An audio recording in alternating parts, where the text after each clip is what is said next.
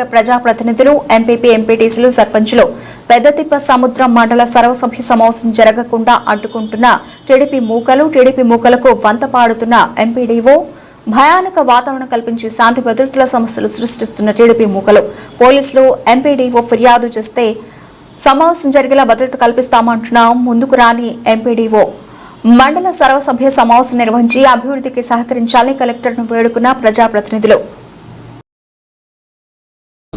నేను చెప్పేది ఈ ప్రజాస్వామ్య భారతదేశంలో ఒక మండలంలో జనరల్ బాడీ మీటింగ్ జరపలేనంత వీక్నెస్ గా పోలీసు వ్యవస్థ ఉందా? ఒక మండలం జనరల్ బాడీ మీటింగ్ జరిపేంత వీక్నెస్ గా పోలీసు వ్యవస్థ ఉంటే ఇంక ప్రజాస్వామ్యం ఎట్లుంటుంది? ఇది కేవలము ఇప్పుడు పోలీసు తీరు కూడా ఎట్లుందంటే ఎమ్మెల్యే కాన్స్టిట్యూషన్ లోకి రాకూడదంటే అంతే రాకూడదు, వాళ్ళు అడ్డపడుతున్నారు, లా అండ్ ప్రాబ్లం మీరు రావద్దండి. ఎంపీ కాన్స్టిట్యూషన్ దగ్గర రాకూడదు అంటే వాళ్ళు ప్రజలు అల్లరిమొక్కలు అడ్డపడుతున్నారు కాబట్టి మీరు రాకూడదు. జనరల్ బాడీ మీటింగ్ జరపకూడదంటే జరపకూడదు. ఇట్లుంటే ప్రజాస్వామ్యం ఎట్లుంటుంది? ఒక సర్పంచులు జనరల్ బాడీ మీటింగ్ పోతా అంటే సర్పంచులు ఎందుకు ఏం పని? ఎంపీటీసీలు మాత్రం వాళ్ళ సర్పంచులు పోకూడదంటే మీరు పోవద్దండి అంటే పోలీసులు అంటారు.